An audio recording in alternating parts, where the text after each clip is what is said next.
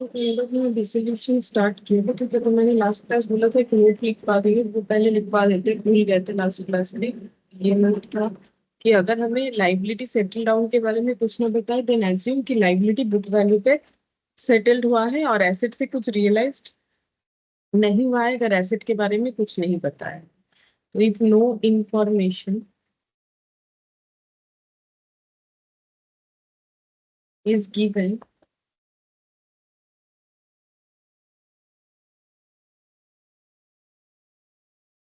regarding settlement of a liability, assume it to be settled at book value. If no information is given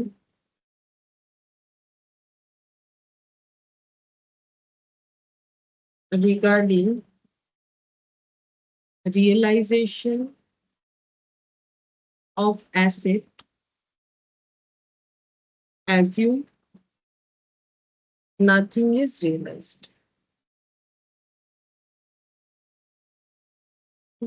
ये लिख लिया, ये last class में हम भूल गए थे, बट इसका कंसेप्ट हम लोगों ने किया हुआ। अच्छा, अब हम लोग नेक्स्ट जो है, आज जो क्वेश्चन स्टार्ट करेंगे, देखते हैं आज कौन सा वाला स्टार्ट करेंगे। तो पहले हम लोग ये वाला करेंगे, illustration 4।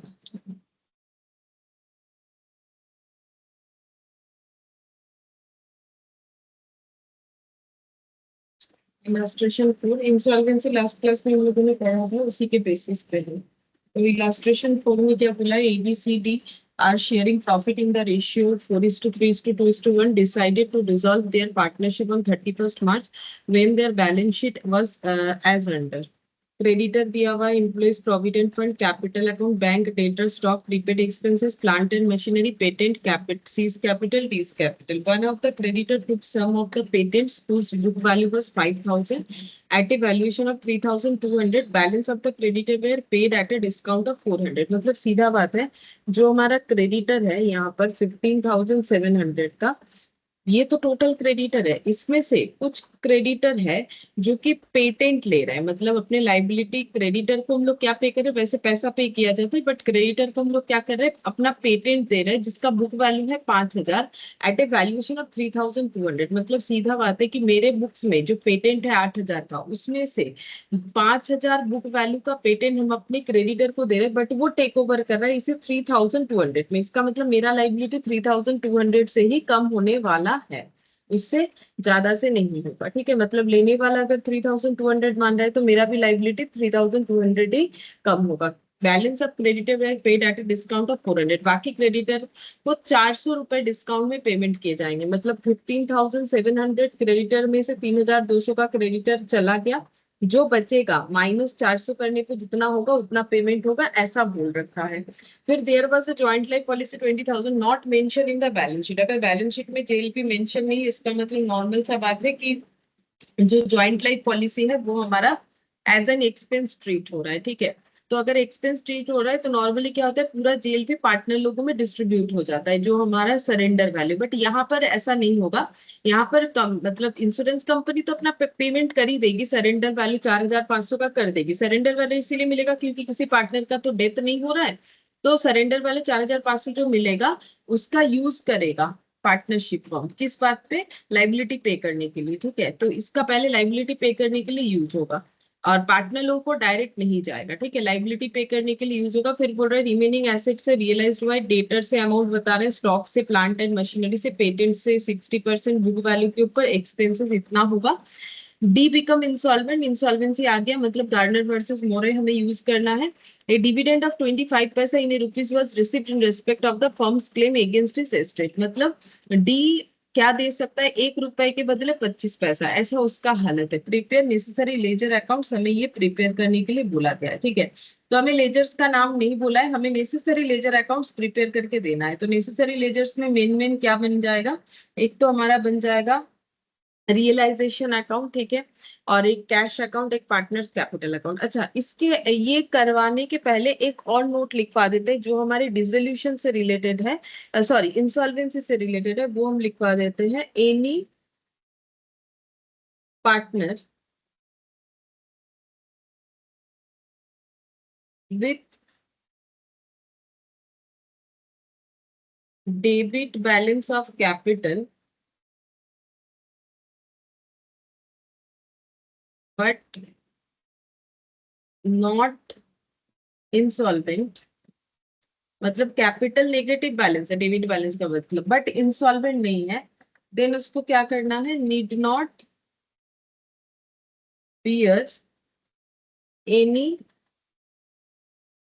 Loss due to insolvency.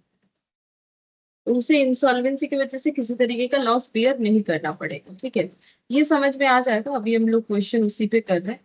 फिर उसके बाद और एक पॉइंट इस पे लिख लेते हैं, loss arising due to insolvency, loss arising due to insolvency of a partner must be distinguished from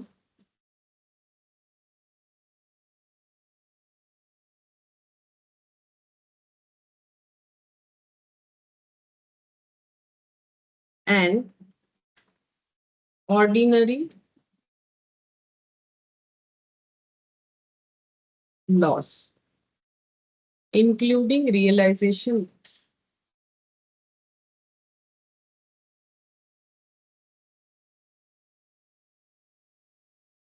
तो ये मैंने लिखवा दिया कि loss arising due to insolvency, insolvency की वजह से जो लॉस हो रहा है वो बाकी लॉसेस से अलग है, मतलब रियलाइजेशन लॉस या फिर दूसरे किसी लॉस से ये लॉस अलग होता है, ठीक है।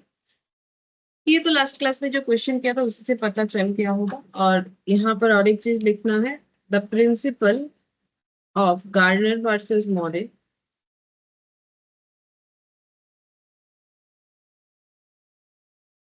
does not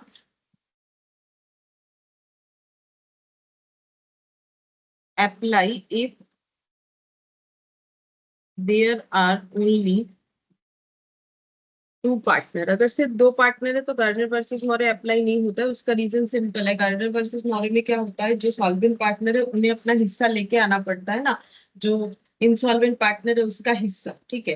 तो अगर दो पार्टनर है तो एक पार्टनर चला गया, ठीक है, तो फिर पहला बात है कि अगर दो पार्टनर में एक पार्टनर चला गया तो पहला बात है पार्टनरशिप एक पार्टनर से तो होने वाला है नहीं, ठीक है। तो गार्डनर वर्सेस मॉरे कैसे अप्लाई होगा। और दूसरा बात ये है कि अगर एक दोनों पार्टनर में जो है does not apply if there are only two partner, दो पार्टनर, अच्छा यहाँ पर बोला है सिर्फ दो पार्टनर होने से गार्डनर वर्सेस मोरे अप्लाई नहीं होता है, कम से कम तीन पार्टनर होना चाहिए। क्यों, क्योंकि अगर दोनों में से कोई भी एक इंसॉल्वेंट है तो उसका लॉस लेके आना पड़ेगा बाकी पार्टनर लोगों को रेशियो में। तो रेशियो तो दो के बिना नहीं होता है, दो तीन चार पांच में रेशियो हो सकता है, एक से तो रेशियो नहीं बनेगा, ठीक है। तो इसीलिए बोला है कि मतलब रेशियो यानी ये जो हम लोगों ने लास्ट क्लास में पढ़ा था ना, एग्रीड रेशियो के बेसिस पे जो है लाया जाता है। तो रेशियो बनाने के लिए कम से कम बचे हुए दो पार्टनर तो चाहिए, दो से ज्यादा हो तो भी ठीक है। तो इसीलिए यहाँ पर बोल रहा है कि प्रिंसिपल ऑफ गार्डनर वर्सेस मॉरे जो है वो कभी भी अप्लाई नहीं होता है अगर दो पार्टनर हो। अच्छा, अब हम लोग जो इलास्ट्रेशन 4 पढ़ चुके हैं वो हम लोग कर सकते हैं। सबसे पहले बनेगा रियलाइजेशन अकाउंट।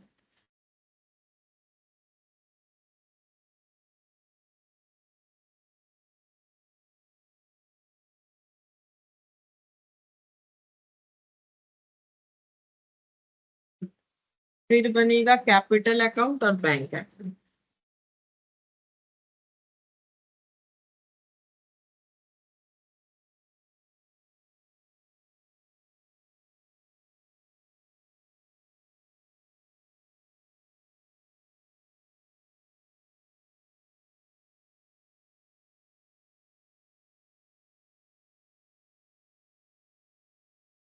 सबसे पहले यहाँ रियलाइजेशन में आ जाते हैं, मतलब बैलेंस शीट के बेसिस पे। टू सन्ड्री एसेट्स,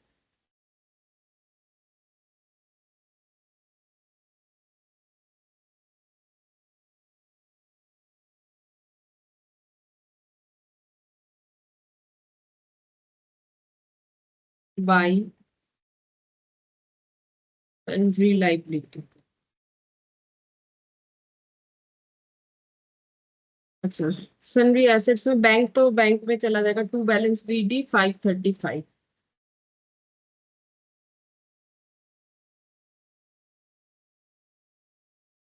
फिर है debtor stock treated expenses,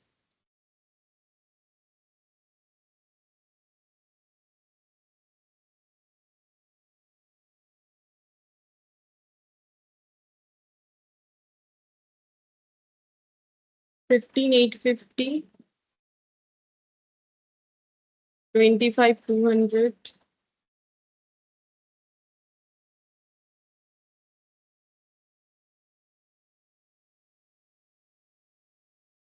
800 plant machinery,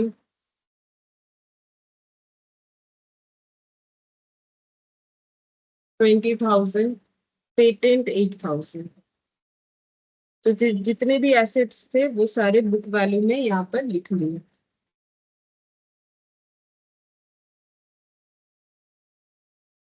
seize capital, B's capital, ये कैपिटल का डेबिट बैलेंस है तो इधर आ जाएगा to balance A B C और डी। सी और डी का कैपिटल है 32008415।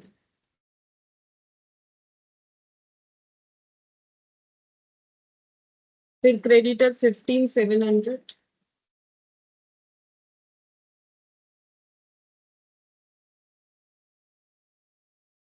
एम्प्लॉय प्रोविडेंट फंड ये भी आ जाएगा क्योंकि ये भी आउटसाइडर लाइबिलिटी है, क्योंकि एम्प्लॉय लोगों का लाइबिलिटी है, तो एम्प्लॉय प्रोविडेंट फंड ये आ जाएगा 6,300। अच्छा, फिर कैपिटल अकाउंट 40 और 20।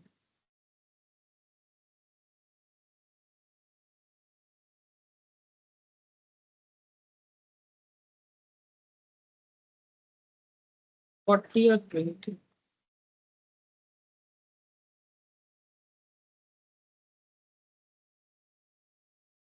फिर one of the creditor took some of the patent whose book value was 5,000। तो क्रेडिटर ने पेटेंट ले लिया है, ठीक है।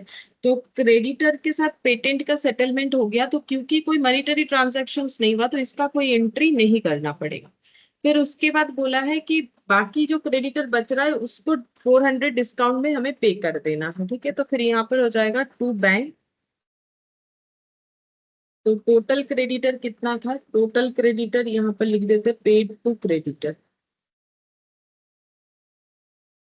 टोटल क्रेडिटर था हम लोगों का 15,700, उसमें से 3200 सेटल हो गया है, ठीक है। क्योंकि 3,200 रुपए में उसने पेटेंट 5,000 वाला माना है, तो 5,000 माइनस करने का कोई मतलब ही नहीं है। मेरे पास एक एसेट है 5,000 का, लेकिन लेने वाला मुझे उसका 3,200 वैल्यू देने वाला है, तो इसका मतलब मेरा 3,200 ही जो है वैल्यू मुझे मिल रहा है। तो अगर 3,200 पे कोई टेक ओवर कर रहा है, वो क्रेडिटर के साथ सेटल हो, मुझे किसी को 15,700 देना है, वो मेरे से पेटेंट ले रहा है 5,000 का, लेकिन बोल रहा है कि हम ये मानेंगे कि ये पेटेंट तो 3,200 का, मतलब 5,000 में नहीं ले रहा है, सीधा बात है कम में ले रहा है। तो मेरा उतना ही लाइबिलिटी सेटल होगा, बाकी बचे हुए लाइबिलिटी को पे करना है, लेकिन 400 रुपए डिस्काउंट से। तो सिंपल ये हो जाएगा। 15,700 का क्रेडिटर था, उसमें से 3,200 का क्रेडिटर सेटल डाउन हो गया बाई पेटेंट, और ये 400 रुपए डिस्काउंट के साथ 12,100 का हमें पेमेंट करना पड़ेगा क्रेडिटर को। तो यहाँ पर हो जाएगा बाई रियलाइजेशन बैंक में।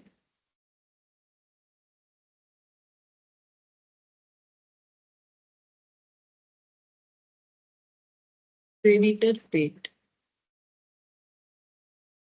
12,100। अच्छा, फिर इसके बाद there was joint life policy 20,000। अब ये जो है इस पे सरेंडर वैल्यू 4,500 मिल रहा है, तो बाई बैंक यहाँ पर लिखेंगे, बाई बैंक यहाँ पर आ जाएगा जेएलपी। जेएलपी का पैसा मिल रहा है। जेएलपी का पैसा जो है लाइबिलिटीज पे ऑफ करने के काम लेना चाहिए, ठीक है। तो इसका मतलब ये वाला यहाँ पर आ जाएगा और ये बैंक में चला जाएगा to realisation. JLP.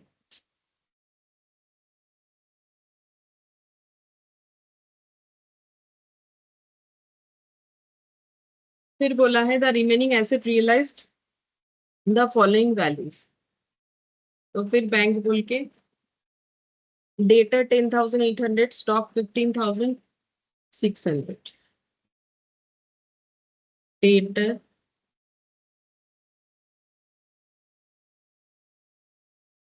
Stock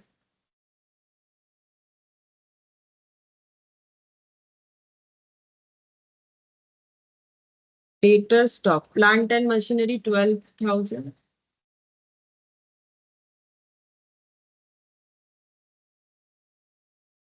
patent at 60% of their book values. Patent 60% of their book values, लेकिन पेटेंट तो पूरा हमारे पास है ही नहीं। पेटेंट हमारे पास था टोटल 8,000, उसमें से 5,000 बुक वैल्यू का पेटेंट चला गया है। तो 3,000 जो बुक वैल्यू का पेटेंट रहा वही रियलाइज हुआ होगा, वो भी 60% ऑफ बुक वैल्यू पे। मतलब 3,000 का 1,800।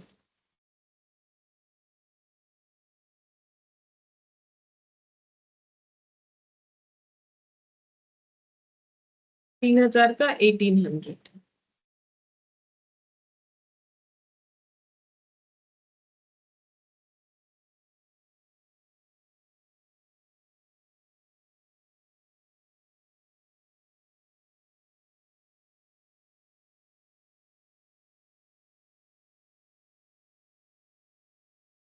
फिर यहाँ पर देखते हैं आगे क्या बोला है।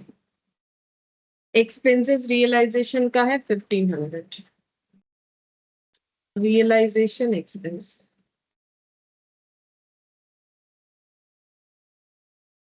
तो ये इधर आ जाएगा बैंक में। Realisation expense 1,500। यहाँ पर आ जाएगा जेएलपी के बाद debtor stock plant and machinery और पेटेंट। तो debtor 10,800, stock 15,600, 12,000 plant and machinery और पेटेंट 1,800। हम वहां से देख के लिख रहे हैं। पेटेंट हो गया 1,800। अच्छा, डी इंसॉल्वेंट हो गया है जो कि बस 50 पैसा इन्हें रुपी दे सकता है, ठीक है। तो वो तो कैपिटल अकाउंट में दिखाएंगे। सबसे पहले यहाँ पर रियलाइजेशन का टोटल करके देखते हैं प्रॉफिट हो रहा है कि लॉस हो रहा है। तो देखते हैं टोटल। मेरे हिसाब से लॉस ही आएगा, देख लेते हैं। इधर का ज्यादा है।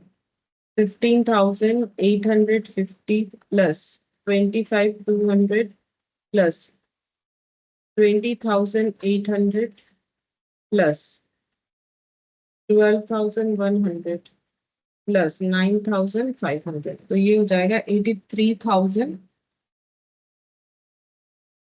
अच्छा, यहाँ पर एक चीज और लिखना चाहिए था मुझे, जो लिखवाया, हाँ यही बताना था कि अगर किसी तरीके का इंफॉर्मेशन गिवन नहीं है कि लाइबिलिटी कैसे सेटल होगा, तो बुक वैल्यू पे सेटल होगा। जैसे अगर लाइबिलिटी पे देखे तो क्रेडिटर सेटल है but employ provident fund settle नहीं है। तो ये कितने में सेटल होगा? इम्प्लॉय प्रोविडेंट फंड अपने बुक वैल्यू पे सेटल होगा, यानी 15,700 पे कर रहे हैं ऐसा मान के हमें चलना है। तो ये हो गया 90। ये तो काफी ज्यादा हो गया, देखते हैं। 15,850 प्लस 25,200 प्लस 20,000 प्लस 8,800। ये वाला ले लिया 8,800 प्लस 12,100 प्लस 1,500 प्लस 15,700, ओ सॉरी 6,300। ये मैंने गलत लिख दिया।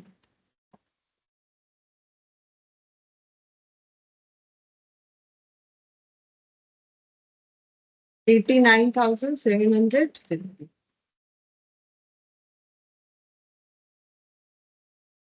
minus 15,700 minus 6,300 minus 4,500 10,800 15,600 12,000 13,000 नहीं ये कितना हो जाएगा हाँ 13,000 छोड़ते हैं एक बार 12,000 ही लिख देते हैं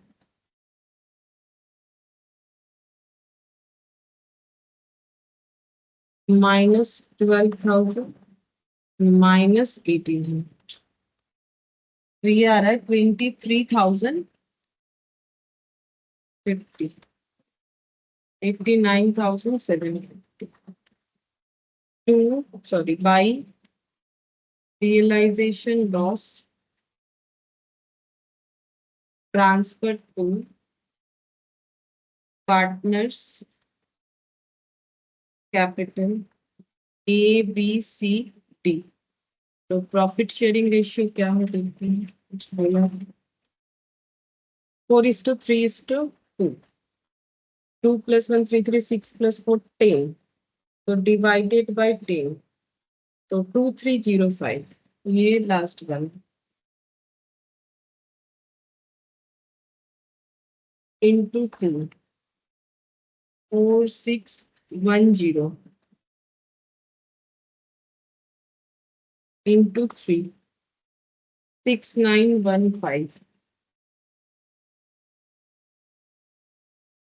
9220 ये हो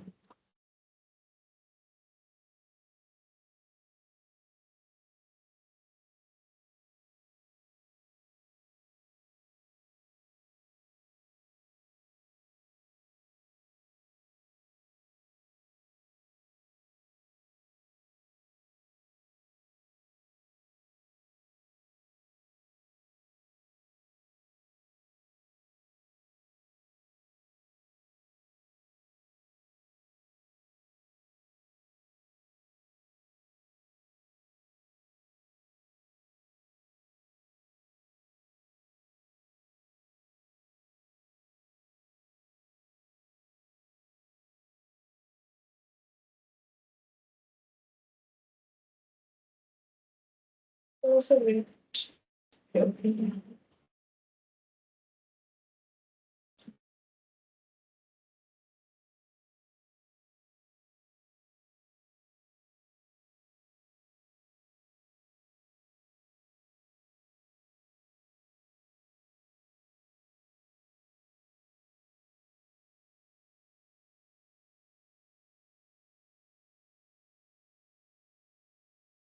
अब ये रियलाइजेशन का जो भी आया है इसको हम लोग यहाँ पर लिखते हैं रियलाइजेशन का लॉस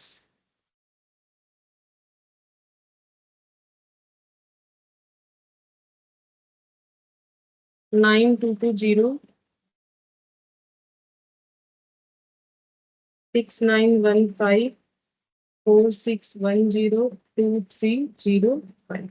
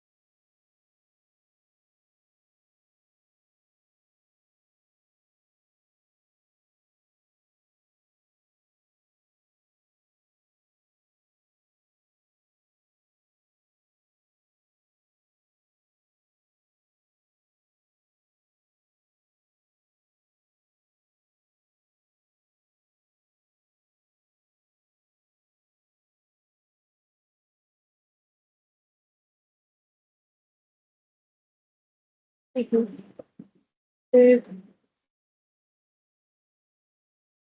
अब हम लोग देखेंगे कि जो अब क्या करना है कि जो हम लोगों का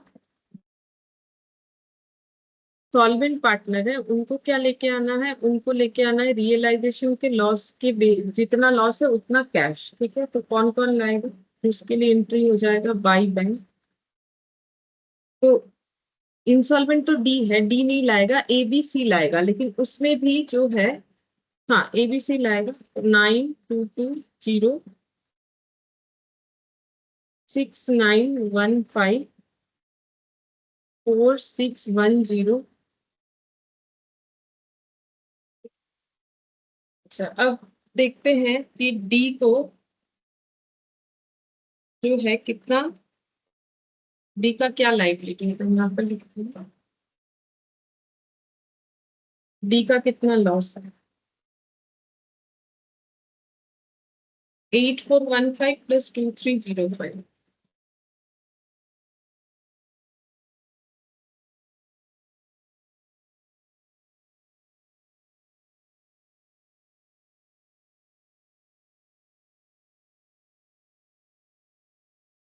10,600।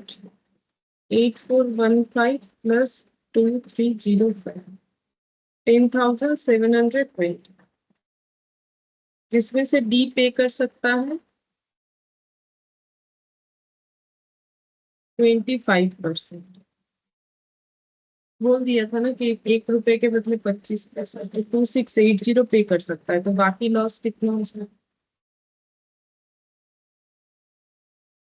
8040। वो लॉस कौन बियर करेगा,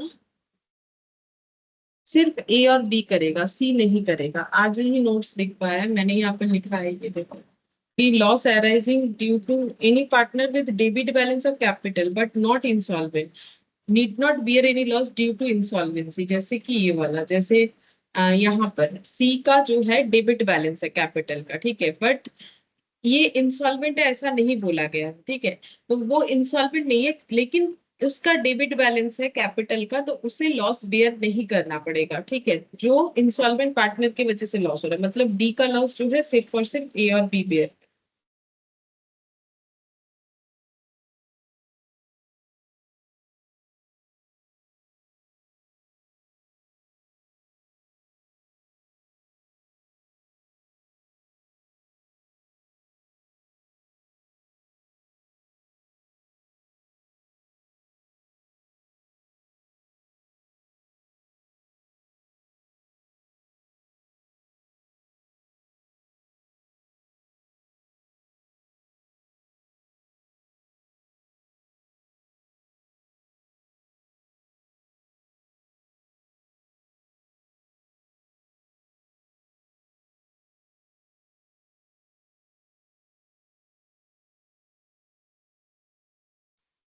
ठीक है, देखो थोड़ा सा प्रॉब्लम है इस वजह से बार-बार रुकना पड़ता है मुझे। अच्छा, अब देखो यहाँ पर ये लोग कैसे बेयर करेंगे, तो ये क्योंकि हमारा फ्लक्चुएशन कैपिटल है तो एग्रीड कैपिटल से होना चाहिए। एग्रीड कैपिटल में हमारा क्या क्या एड ऑन होना चाहिए था, वो लास्ट क्लास में मैंने लिखा था, कैपिटल रिजर्व पीएल। तो इस क्वेश्चन में reserve PL drawings interest on capital interest on drawings कुछ भी नहीं था। तो इस क्वेश्चन में एग्रीड कैपिटल क्या हो जाएगा, जो नॉर्मल कैपिटल है, मतलब 40,000 20,000, क्योंकि इसमें कुछ एडजस्ट हुआ ही नहीं है, मतलब 4:2। तो 4:2 में अगर करते हैं तो 8040 इंटू 4/6 और 8040 इंटू 2/6।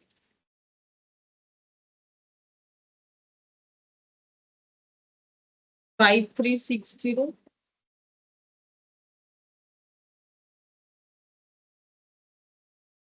2680 किया जाएगा। अब ये बियर कौन करेगा, ए और बी। तो एंट्री क्या होगा, S capital debit B capital debit to D capital. तो 5360 2680 और ये हो जाएगा 80। तो यहाँ पर पोस्ट कर देती हूँ, by A by B to D. तो ए बोल के डी के कॉलम में चला जाएगा 5360, और यहाँ पर आ जाएगा 2680। और यहाँ आ जाएगा सेम तरीके से 5360 और 2680।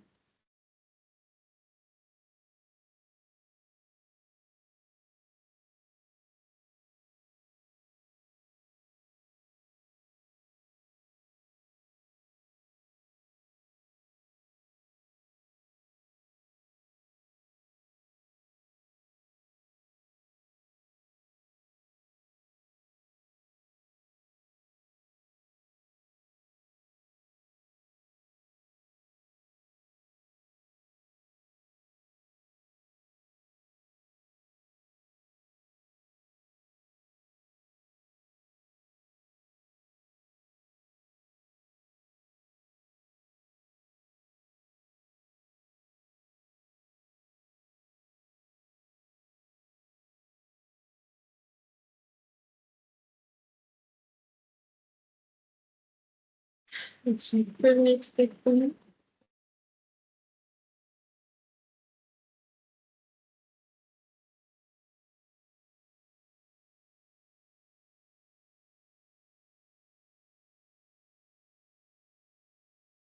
ये पोस्ट हो गया। अब हम लोग यहाँ पर, अच्छा, डी अपना कितना पे कर पाएगा? 2680। तो डी जो पे कर पाएगा वो बाय बैंक बोल के आ जाएगा डी के कॉलम में 2680। अब इसे हमें क्लोज कर देंगे। तो सबसे पहले डी को क्लोज कर देते हैं। तो डी का नेगेटिव बैलेंस कितना आया था? ये आया था टोटल 10,720। यहाँ से देख के लिख सकते हैं। तो ये इधर भी 10,720 आ जाएगा, जिसमें से 2680 वो खुद पे कर रहा है, बाकी ये दोनों पेयर कर रहे हैं। अब रहा ए बी सी का टोटल, तो यहाँ पर हो जाएगा 49,220। ठीक है, यहाँ पर भी हो जाएगा 49,220। 49,220 -9220 -5360, तो ये हो गया 34,640। तो ए को इतना मिल जाएगा बैलेंसिंग फिगर। तो ये हो जाएगा बाई एस कैपिटल 34,600। फिर बी का इधर ही ज्यादा आ रहा है, 26,915। 26,915 -6,915 -2,680, 17,300। और सी का इधर ही ज्यादा आएगा, तो ये हो जाएगा 7810। तो सी को पैसा लाना पड़ेगा by C, by bank, sorry by bank हो जाएगा।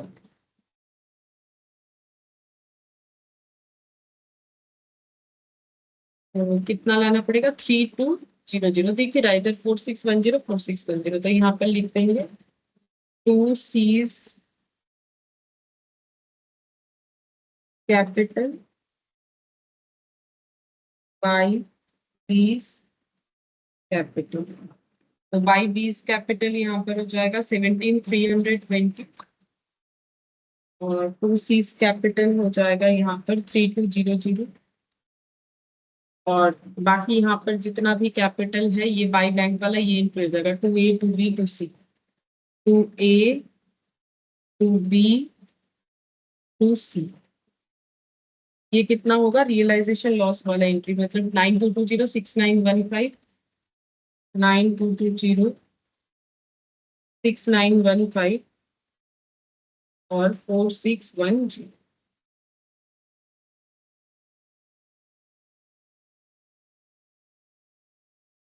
टोटल करके देखते हैं। 12,100, 15, 34,640 plus 17,320, 65,560।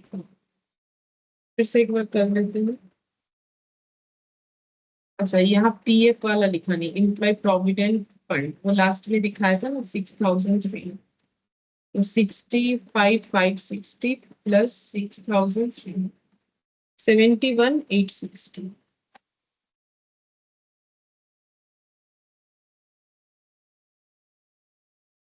minus 535 minus 4500 minus 10,800 minus 15,600 minus 12,000 minus 1800 minus 3200 minus 9220 minus 6915 minus 4610। बच कैसे गया? बचना तो नहीं चाहिए।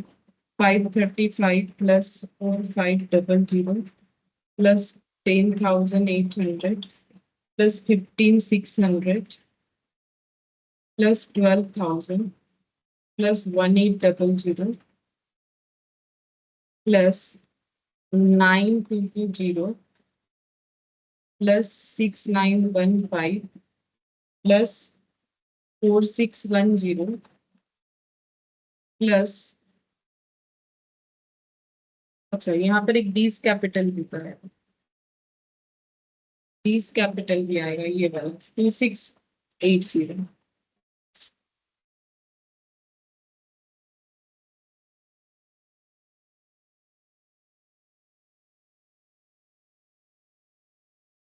माइनस 71,860, 71,860। हाँ, ऐड करते वक्त मैंने ये वाला नहीं लिया, मुझे याद है, एक बार चेक करके देख सकते हो, टैली होगा। ठीक है, 71,860।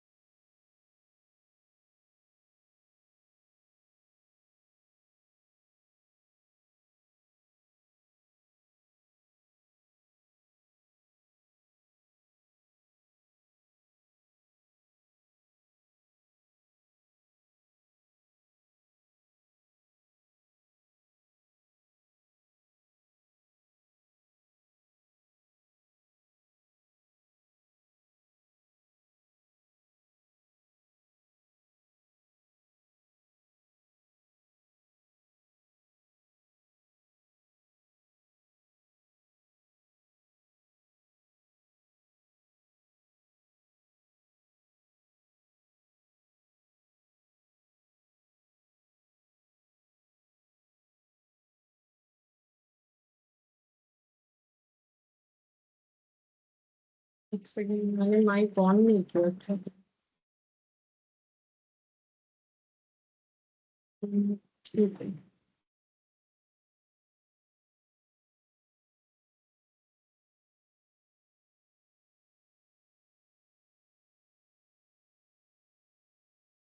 रियलाइजेशन अकाउंट बनेगा।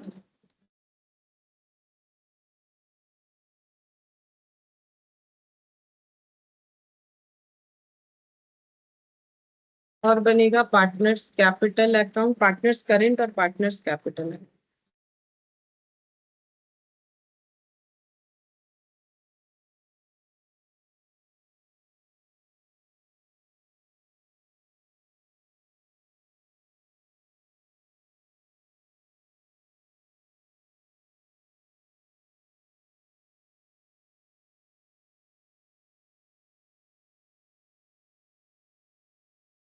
सबसे पहले रियलाइजेशन देखते हैं क्या क्या डेटा मिलता है, इधर से स्टार्ट करते हैं। To sundry assets,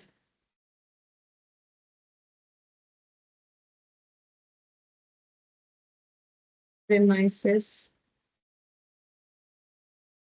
50,000, fixture 1,25,000,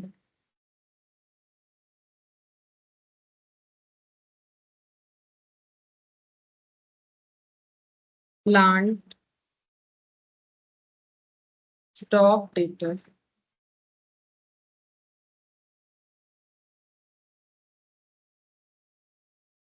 32,500, 43,200,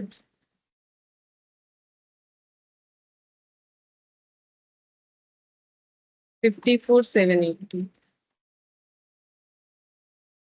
bye sundry liabilities. ये सन्ड्री लाइबिलिटीज में है sundry creditor 84,650।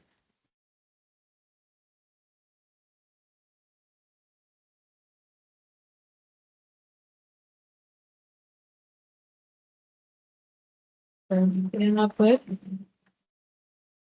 The bank overdraft is discharge and creditor are also paid in full. बोल रहा है बैंक ओवरड्राफ्ट भी डिस्चार्ज हो जाएगा और क्रेडिटर को भी हम लोग पूरा पे कर पाएंगे, ऐसा सिचुएशन है। ठीक है, तो बैंक ओवरड्राफ्ट को हम अलग से अकाउंट बना के दिखा देंगे, जैसे हम लोग बैंक बनाते थे वैसे ही बैंक ओवरड्राफ्ट बना के दिखा देंगे।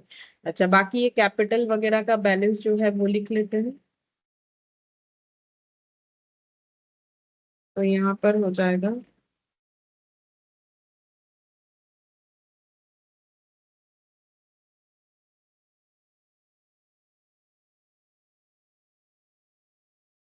थीन शॉर्ट फैट, थीन शॉर्ट फैट, थीन शॉर्ट और फैट।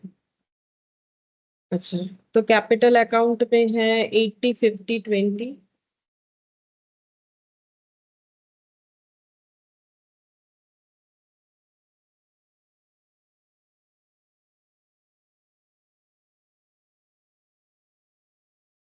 ये करेंट अकाउंट में 29,700, 11,300।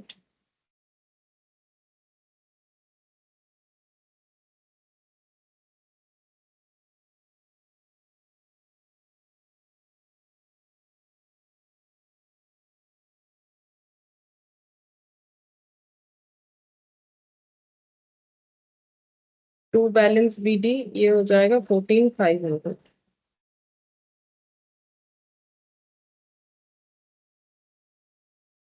सन्ड्री क्रेडिटर लिख लिया। बीओडी का एक अलग अकाउंट हम लोग बना लेंगे, ठीक है, रफ में बनाएंगे क्योंकि हमें बोला नहीं है बनाने। बैंक बीओडी है तो हम लोग यहाँ पर लिख देते हैं बाई बैलेंस बीडी 44,300, 330, 44,330। अच्छा,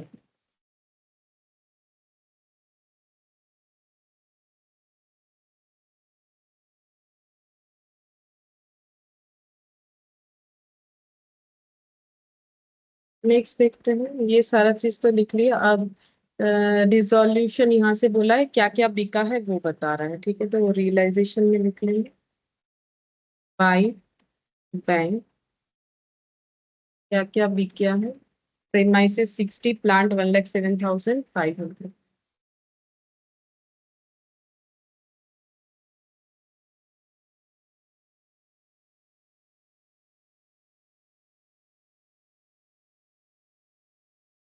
फिक्सचर 20,000, स्टॉक 5% कम में दिखाना है।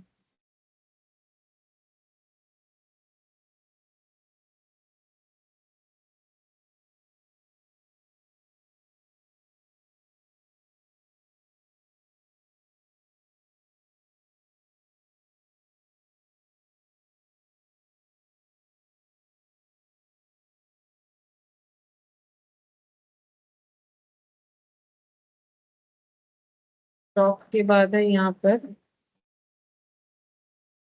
Debtor 49,500,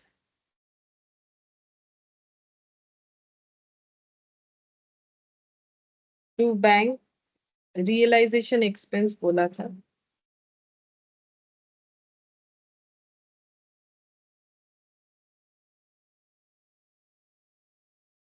four five double zero.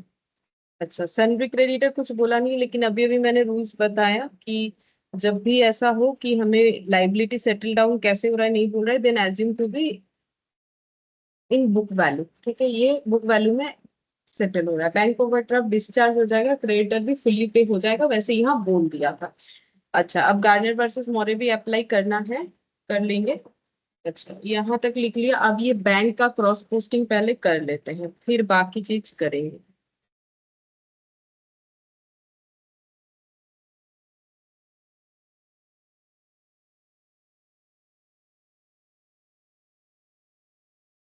Buying realisation expense और क्रेडिटर। तो एक्सपेंस और क्रेडिटर कितना कितना था? एक्सपेंस है 8, ये दिख रहा है यहाँ पर 4,500, और क्रेडिटर अभी लिखा 41040। To sundry assets, premises, fixture, plant stock, debtor. Stock और डेटर तो चेक करते हैं। 60, 1,07,500, 20,000, 60, 1,07,500,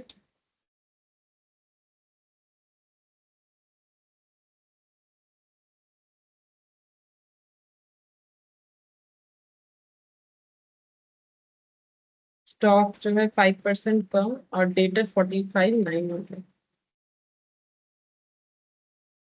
स्टॉक हुआ था 43,200 आई थिंक, देख लेते हैं। हाँ, 40, नहीं 41,040, ये तो बुक वैल्यू था।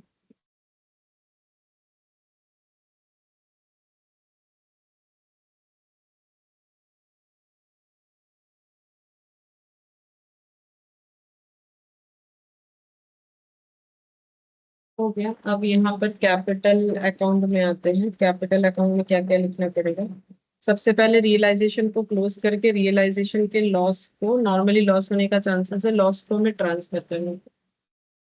तो इधर ही ज्यादा है, 50,000 plus 1,25,000 plus 32,500 plus 43,200 plus 54,780 plus 4,500 plus 84,650। Total 3,94,630।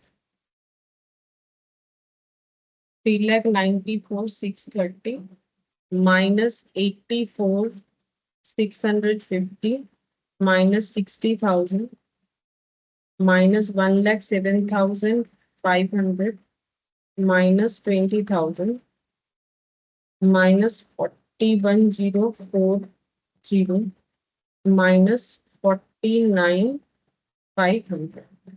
तो ये आ रहा है कुछ 31,940।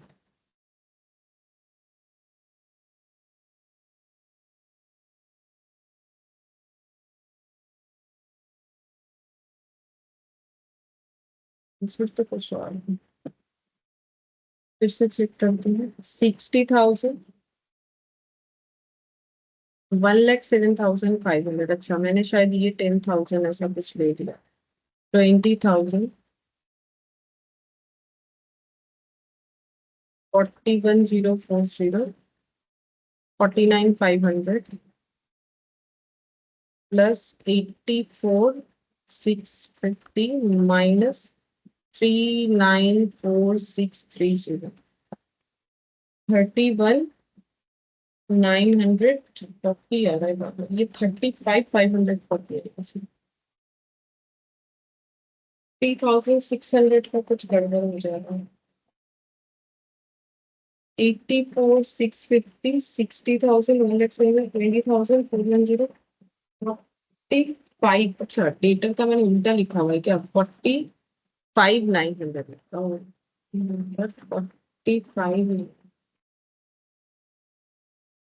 45,900, हम बार बार 49,500 कर रहे हैं, ठीक है।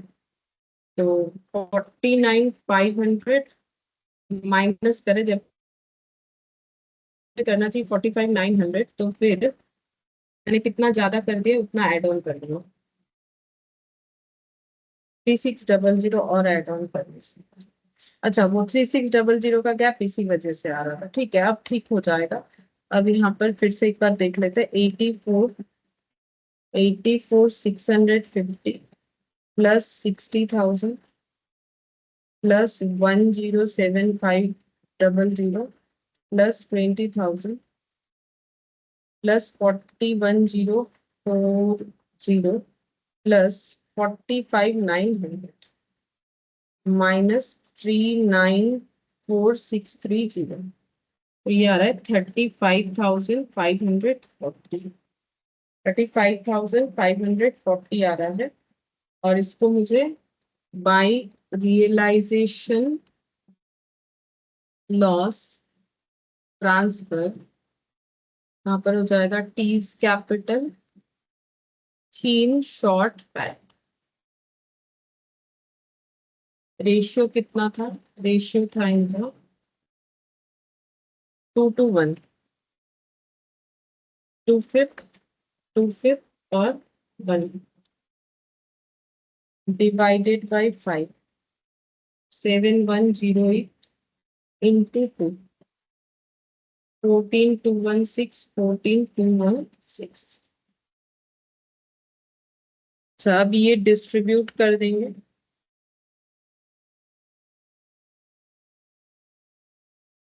टू रियलाइजेशन लॉस 14,216, 14,216 और 7,108। अच्छा, अब ये करेंट अकाउंट का बैलेंस हमें ट्रांसफर करना पड़ेगा कैपिटल में, तो ये बंद कर देते हैं बाय कैपिटल बोल के, क्योंकि करेंट अकाउंट में देने वाला और कुछ है नहीं, तो ये कैपिटल में चला जाएगा। जैसे कभी कभी हमें कैपिटल अकाउंट में ये करने को मिल जाता है, हम लोगों ने क्वेश्चन किया हुआ था, बट यहाँ पर ऐसा नहीं हो रहा है, तो हम लोग बैलेंस बना के बैलेंस को ट्रांसफर करने वाले, तो 29,700 इधर ज्यादा है, तो इधर बैलेंस आएगा।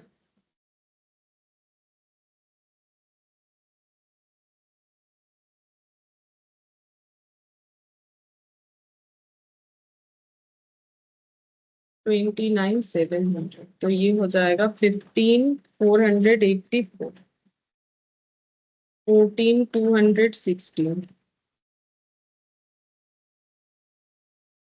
Minus 11,300, 2,916, 14,500 plus 7,108, 21,608,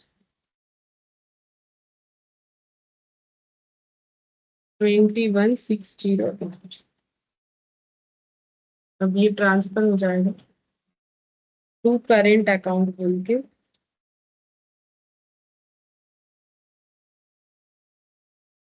29,16, 21,608 by current account बोल के 15,484, ये हो गया। अच्छा, ये 50,000 है, ठीक है, ये है 50,000। अच्छा, अब यहाँ पर क्या करना है, रियलाइजेशन का जो लॉस है वो लेके आना पड़ेगा सॉल्वेंट पार्टनर को।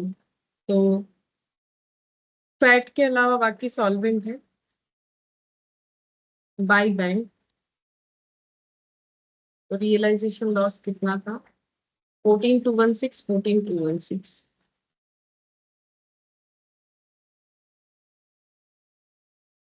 अच्छा, अब जो फैट का लॉस है यहाँ पर देखेंगे, वर्किंग नोट नंबर 2, जो फैट का लॉस है वो बाकी दो पार्टनर बेयर करेंगे। तो फैट का लॉस कितना है? 21,608 नेगेटिव है, 20,000 पॉजिटिव है। तो 21,608 नेगेटिव, 20,000 पॉजिटिव, बैलेंस एडजस्ट करने के बाद भी 1608 का लॉस दिखेगा। ये लॉस कौन बेयर करेगा? क्योंकि फिक्स्ड कैपिटल मेथड है तो फिक्स्ड कैपिटल में बेयर करेगा सॉल्वेंट पार्टनर और जिनका क्रेडिट बैलेंस होना चाहिए। तो दोनों का ही क्रेडिट बैलेंस है, थिन और शॉर्ट का 8:5 में डिस्ट्रीब्यूट हो जाएगा। तो देखते हैं कितना हो जाएगा। 1608 into 8 divided by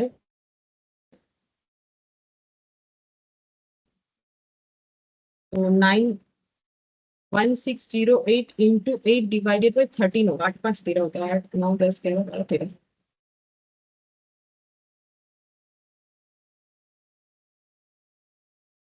989 point something है, तो हम 990 कर सकते हैं और ये माइनस कर देंगे बाकी वैल्यू को, ताकि एडजस्टमेंट सही रहे। तो ये हो जाएगा 618। बाकी लिखने को हम लोग ऐसे लिख सकते हैं। तो 618 सब्सटीट्यूट कौन करेगा? टी एन, तो टी और एस का कैपिटल डेबिट, तो by T's capital by S S capital 990 618। और इधर आ जाएगा 2 F capital 990 618।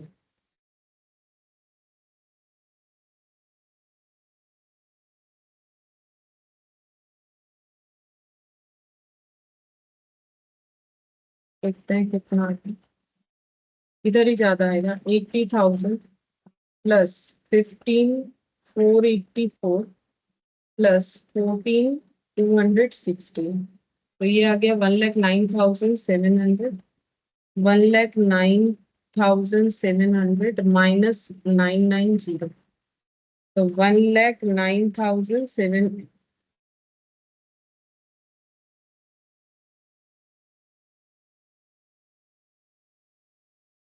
1,09,700 minus 990, 1,08,710 to bank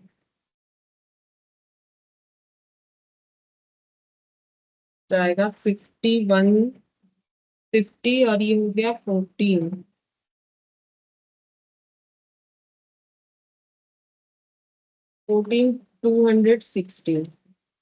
तो 64,260 माइनस 2,916 माइनस 618, तो ये हो जाएगा 60,682। और ये तो बैलेंस हो जाएगा क्योंकि इसके लॉस को तो इन्होंने राइट अप कर दिया। ये दोनों ने मिलके 1608 का लॉस, ये हमेशा टैली हो जाएगा, मामूली बात है। तो अब ये बैंक में चला जाएगा ये amount by T and S S capital, by T's capital by S S capital 108710 और 60,682। और जो बैंक हुआ है 14,216, 14,216 रियलाइजेशन लॉस का 14,216, 14,216 to T's capital to S S capital, total करते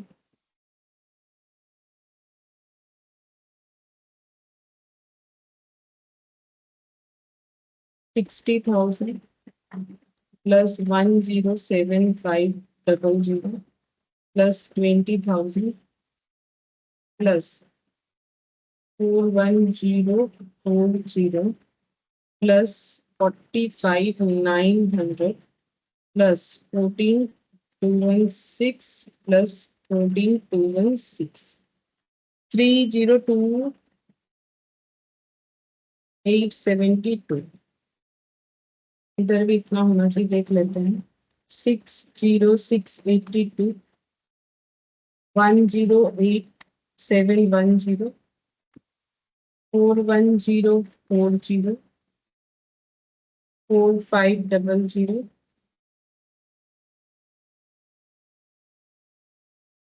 4489,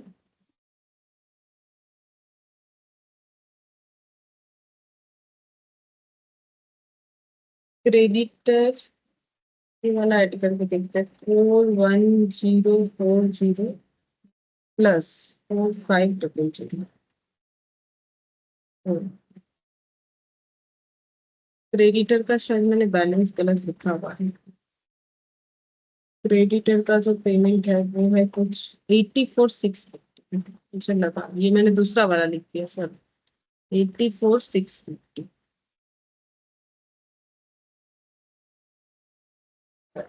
84,650 प्लस 4500,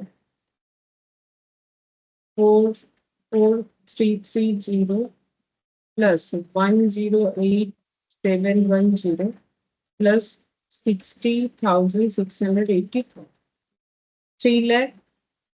3,02,870 मैच हो गया। वो मैंने क्रेडिटर के जगह वो शायद मेरे हिसाब से डेटर का लिख दिया था, मुझे दिक्कत है। तो ये वाला हम लोग का बन गया। ठीक है, तो अगर देखा जाए तो प्रैक्टिकल क्वेश्चन हम लोग का तीनों ही कंप्लीट हो चुका है। ठीक है,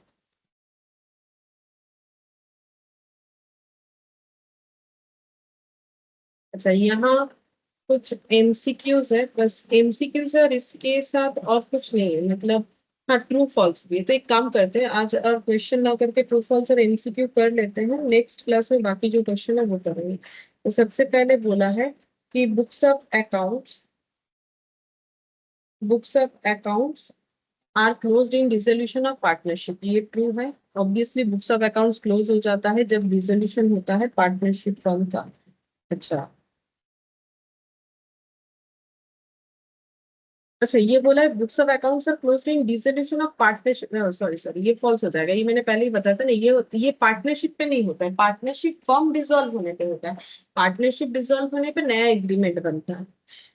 On the dissolution of partnership, firstly the assets of the firm are realized, then the amount realized is applied first towards repayment of liability to outsiders। बिल्कुल सही बात है। पहले जब डिसोल्यूशन होगा पहले एसेट बिकेंगे, एसेट बिकने पे जो पैसा आएगा उससे हम लोग लाइबिलिटी आउटसाइडर वाला पे करेंगे। In event of dissolution of the firm, जब फर्म डिसॉल्व होता है the business ceases to end, business खत्म हो जाता है। In event of dissolution of the partnership, जब पार्टनरशिप डिसॉल्व होता है the partnership is reconstituted and the business discontinues. बोल रहा है पार्टनरशिप जो है वो रिकंस्टिट्यूट होता है और बिजनेस जो है वो डिसकंटिन्यू हो जाता है। सही है, ठीक है। जब भी डिसोल्यूशन होता है तो बिजनेस बंद हो जाता है। डिसोल्यूशन जब होता है पार्टनरशिप को नया करके बनाना पड़ता है। ठीक है, फिर बोल रहा है एंड द मतलब नया बनता है, एंड द बिजनेस डिसकंटिन्यूस, तो जो पुराना वाला बिजनेस है वो बंद हो जाता है। ठीक है, सही बोला है यहाँ पर। यहाँ पर बोला है, अच्छा एक मिनट देख लेते हैं। द पार्टनरशिप इज, अच्छा event of dissolution of partnership बोला है, सॉरी हाँ फिर से वही वाला।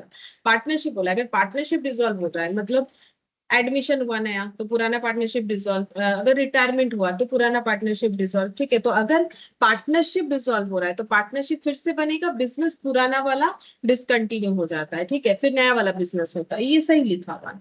तो पार्टनरशिप है वो देख लेना है हमें। Expenses of dissolution of realisation of assets credited to realisation account, तो हम लोग रियलाइजेशन अकाउंट में क्रेडिट ही करते हैं टू बैंक बोल के। ठीक है, तो यहाँ पर expenses of dissolution of realization of asset, अच्छा expenses बोल सोच लिया मैंने। expenses of dissolution in on realization of assets are credited to realization account।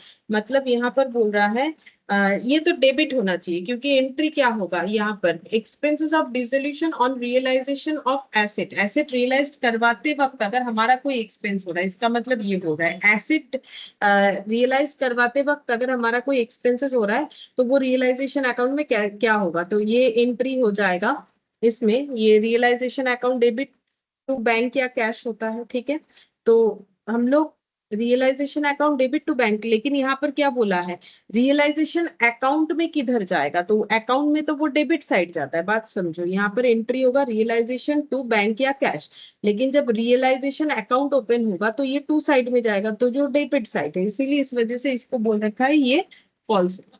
ठीक है, डेबिट होता है अकाउंट में। Revaluation account is prepare at the time of dissolution of partnership, but realisation account is prepare at the time of dissolution of partnership. तो partnership firm जब dissolve होता है तो रियलाइजेशन अकाउंट बनता है, और रिवैल्यूएशन अकाउंट बनता है जब डिसोल्यूशन ऑफ पार्टनरशिप होता है। बिल्कुल सही सही बोला हुआ है। तो हम लोग एडमिशन रिटायरमेंट डेट जितना भी किए हैं वो होता है हमारा डिसोल्यूशन ऑफ पार्टनरशिप, और हर एक पार्टनरशिप जब डिसॉल्व होता है तो रिवैल्यूएशन अकाउंट बन सकता है, एसेट और लाइबिलिटीज का रिवैल्यूएशन होता है।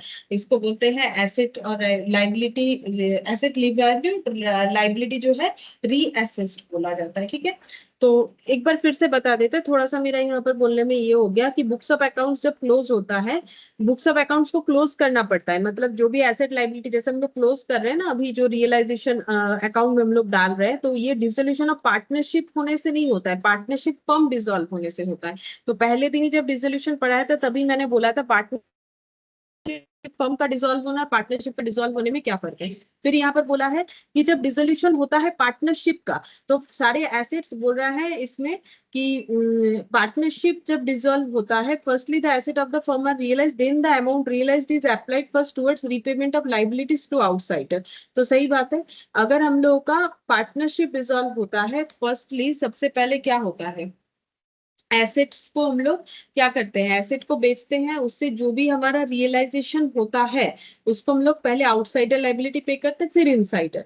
फिर यहाँ पर बोला है जब डिसोल्यूशन होता है फर्म का, ठीक है, फर्म बोल दिया है मतलब पार्टनरशिप फर्म का, यहाँ पर पार्टनरशिप फर्म नहीं बोल के जहां फर्म डिसॉल्व हो रहा है तो वहां सिर्फ फर्म लैंग्वेज यूज किया, the business ceases to end, business बंद हो जाता है, और in event of dissolution of partnership the partnership is reconstituted, लेकिन जब पार्टनरशिप बंद होता है तो पार्टनरशिप फिर से रिकंस्टिट्यूट होता है और बिजनेस डिसकंटिन्यू हो जाता है। ठीक है, तो ये बात भी हमारा ट्रू था। एक्सपेंसेस जो डिसोल्यूशन का, ये तो मैंने बताया कि ये अकाउंट में डेबिट साइड पोस्ट होगा, revaluation account is prepared eight the time of, ये तो बिल्कुल हमारा सही लिखा हुआ है। ठीक है, तो यहाँ पर दिया हुआ है ये वाला, ये फॉल्स ये ट्रू हो गया। ठीक है, चलो अब बोल रहा है partnership could be dissolve because of death of partner, insolvency of partner, either A और बी, तो ए और बी होगा। ठीक है, तो या तो पार्टनर का डेथ हो गया, ये इंसॉल्वेंट हो गया, तो बिजनेस बंद हो जाता है। On the dissolution of partnership profit और loss on realisation of asset should be dividing among the partner in their capital ratio in the same ratio in which they share profit equally.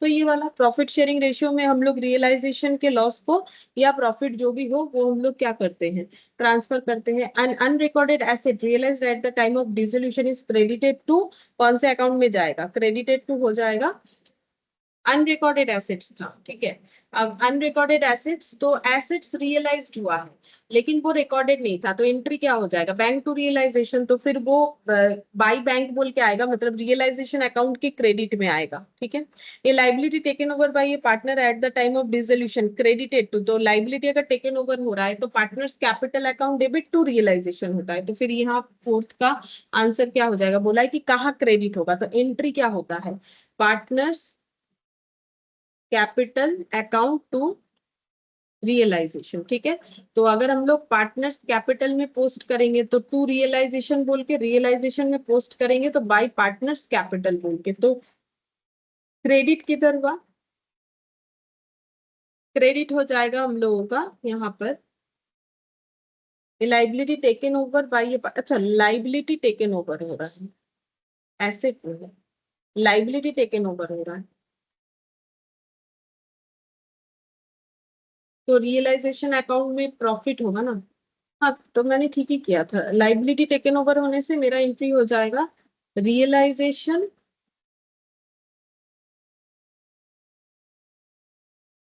अगर कोई liability take over हो रहा है तो liability मेरा cancel होगा, तो लाइबिलिटी कैंसिल तो पहले ही हो जाता है, तो लाइबिलिटी तो पहले डेबिट हो रखा है।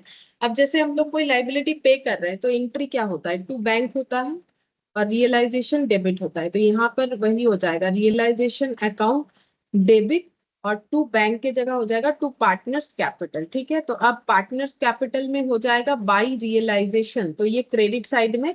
और अगर रियलाइजेशन अकाउंट का देखें तो हो जाएगा टू पार्टनर्स कैपिटल। ठीक है, तो फिर यहाँ पर क्रेडिट होना चाहिए, मतलब पार्टनर्स कैपिटल अकाउंट में जाएगा। ठीक है, क्रेडिट पूछा है ना तो पार्टनर्स कैपिटल अकाउंट में जाएगा। ये फोर्थ हो गया बस, और दो है यहाँ पर। रियलाइजेशन अकाउंट हमेशा एक नॉमिनल अकाउंट होता है, पहले ही मैंने बोला। Which of the following method or methods to is adopt to ensure that distribution of cash among partner is in proportion in their interest in partnership? ये वाला अभी तक पढ़ाया नहीं है, मैक्सिमम लॉस्ट मेथड या फिर हाईएस्ट रिलेटिव कैपिटल मेथड। ये आंसर वैसे सी होगा, जब करेंगे तो बता देंगे। ठीक है, फिर आज हम लोग इतना ही करते हैं।